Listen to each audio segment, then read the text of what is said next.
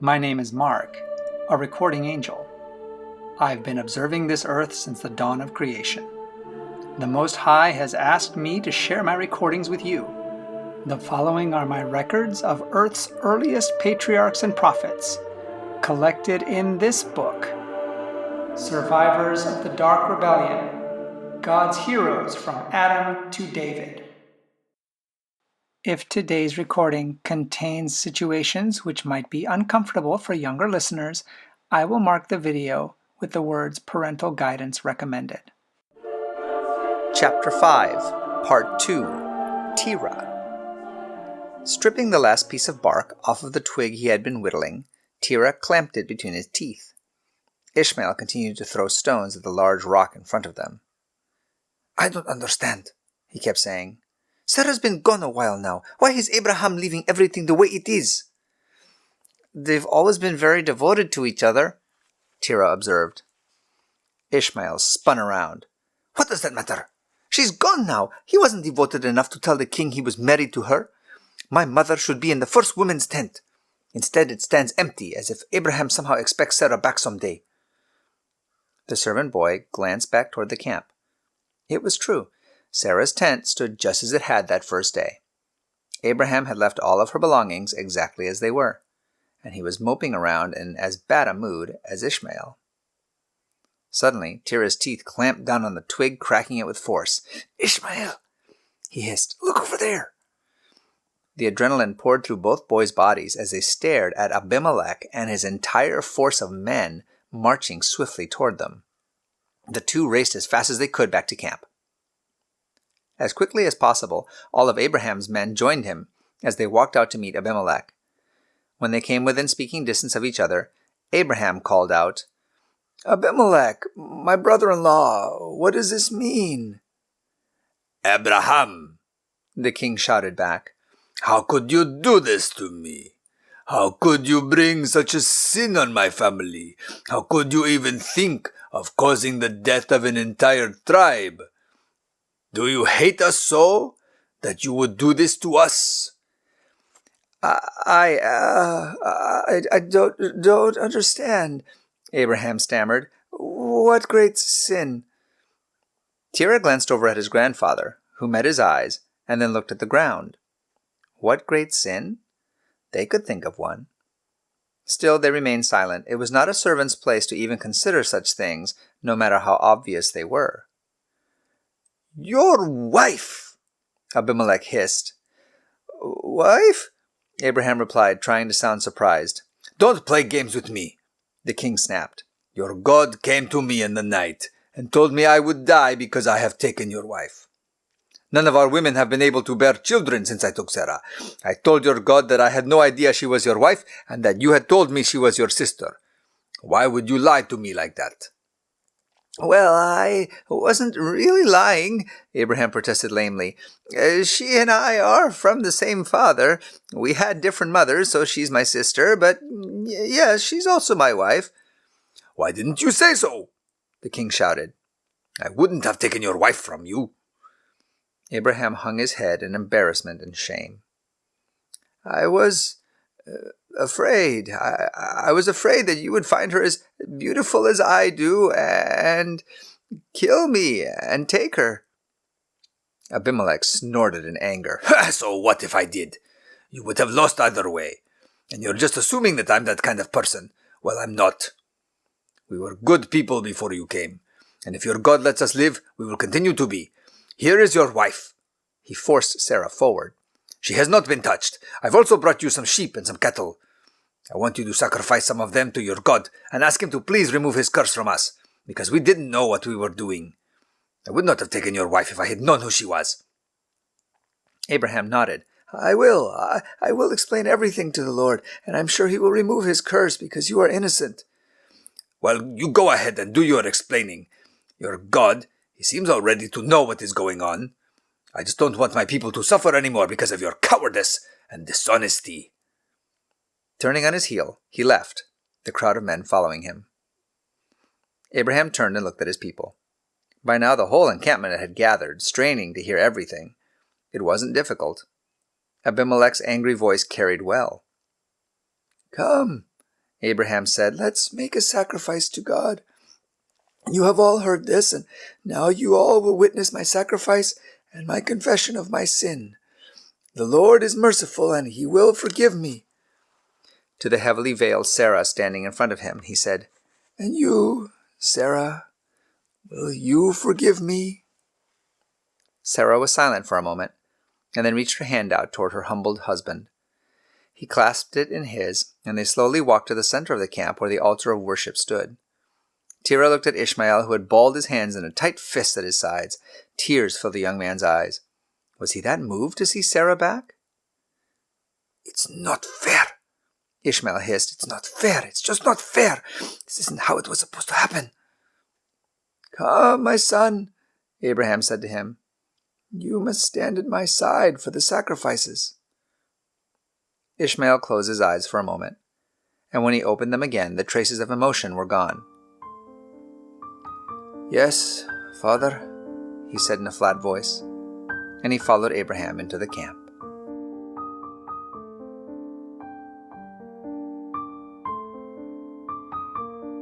I watched Terah sleeping quietly. It seemed many years since all that had happened to him, but it was just a blink of an eye to me. Now Terah was a young man, still honest and devoted to Abraham, his desert king, as his father and father's father were. It had been a hard choice. With the spring rains after the encounter with Abimelech, God had healed the king's tribe. Their women began bearing children again. And so did Sarah. The disappointment and anger that Ishmael had experienced had torn Terah. Ishmael was his best friend, but Abraham was his master. Some days he didn't know what to think. Ishmael kept his hatred hidden behind a perilous facade that he hardly ever let slip. However, his teasing of baby Isaac had a bitterness to it, and it left Terah very uncomfortable. It made Sarah livid, and she drove Hagar and her son out of the camp. Abraham was heartbroken, and everyone in the camp heard his sobs the day the patriarch said goodbye to his firstborn son. Yet it seemed the only way to bring peace. The Lord had told him to go ahead and send them away, and that he would take care of them. But it broke Abraham's heart. Until Isaac had been born, he had always considered Ishmael his heir, and it seemed heartless to send the boy and his mother alone out into the desert. How would they survive? Was the Lord really keeping his promise, or was he merely getting rid of a problem? What Abraham may have lacked in faith, though, he made up for in obedience, and the Lord did take care of Ishmael and Hagar. After all, Ishmael was Abraham's seed, just as young Isaac was. As time passed, reports returned to the camp of his desert adventures, and he was developing a large family and following like his father's. Meanwhile, Isaac grew into a young man. Having reached the end of his teen years, he was even growing a little beard, although it was thin and patchy on the side. After Ishmael's departure, Abraham had appointed Terah as Isaac's servant. Terah had protected him, played with him, and watched over him loyally from that day on. Abraham's heavy tread came closer and closer to Terah's tent. The old man had finished crying. He had wiped his face, but his eyes were still puffy. Perhaps to the human eye it might look as if he had just been awake all night praying, which was true. "Terah," he said, "wake up." The servant sprang to his feet. "What's the matter? Are we being attacked? Where's Isaac? Is there a problem?" No problem. Isaac and I are going to make a journey to make a sacrifice. We would like you to come with us. Bring a few other servants to carry wood and provisions. It's about a 3-day walk from here." "I will get things together right away. I can be ready in an hour." "Good. I'd like to leave before sunrise." As Terah led the 2 sleepy servants and the donkey loaded with provisions toward Abraham's tent, Abraham stepped out with Isaac. They whispered to each other, and the tent had no lamps lit, just the coals from the fire of the night before. "Aren't you going to say goodbye to Mother?" Isaac said quietly. No, let her sleep. She's very tired. I left a message with Eliezer for her, telling her where we've gone. Let's just go." Terah looked at Isaac. Their eyes met, and Terah shrugged.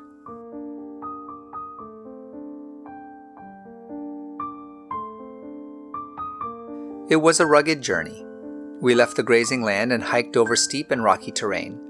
Terah and Isaac, who always enjoyed each other's company, were having a great time chatting about the journey and joking with the servants. Abraham seemed to be in another world, musing on things he cared not to say, only responding when asked a question. On the third day we came to a valley surrounded by several hills. Above one of the mountain's ridges, toward the end, hovered a cloud. The servants stared at it uncomfortably. "Yes," Abraham said, "it is the presence of the Lord. That is where we are going." He stopped at the base of the hill. "Terah, you and the servants stay here. Isaac will carry the wood, and he and I will ascend the mountain alone." Abraham took the clay pot with the live coals in it.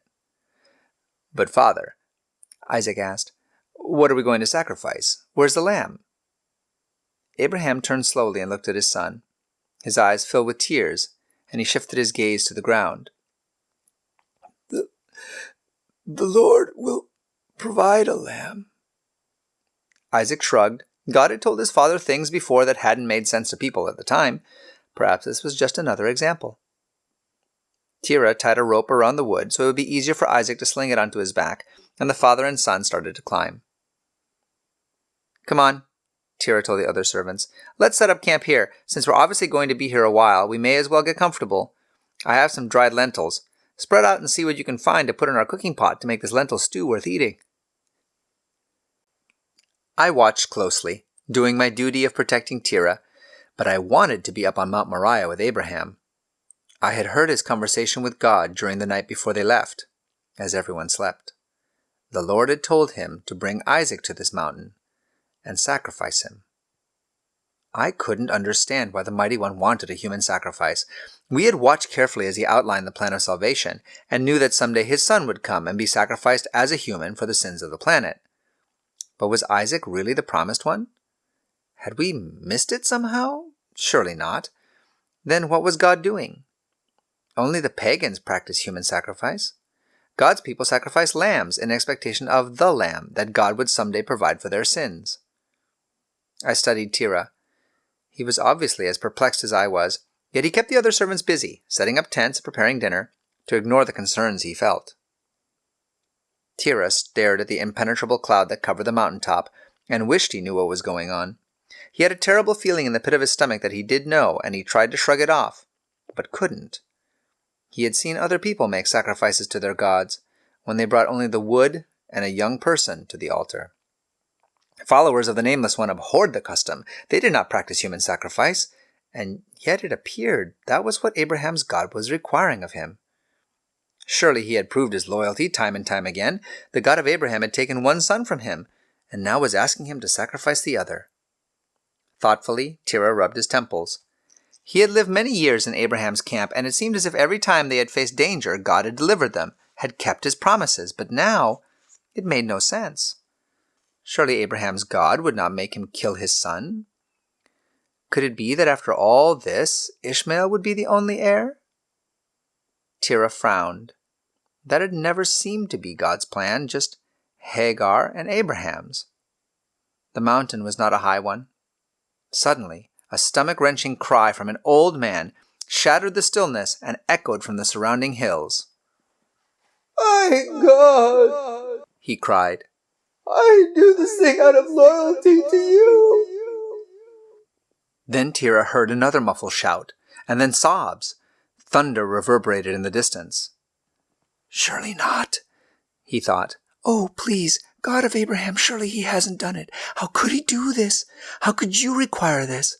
Do you even know what heartbreak it is for him to lose the only son he has left?" Tough desert man that he was, Terah put his head on his knees and wept.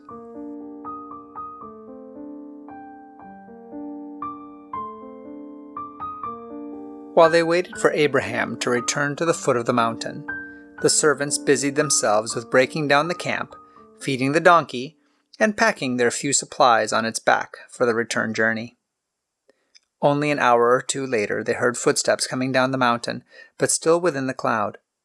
Suddenly, as the mist parted, Terah gave a shout. "Isaac!" He flung himself on the young man. They hugged each other unashamedly, as Abraham began to sob again. The other two servants busied themselves with the donkey, pretending they were miles away. Isaac and Terah hugged each other and laughed. "It's good to see you. You were up there for ages," Terah said.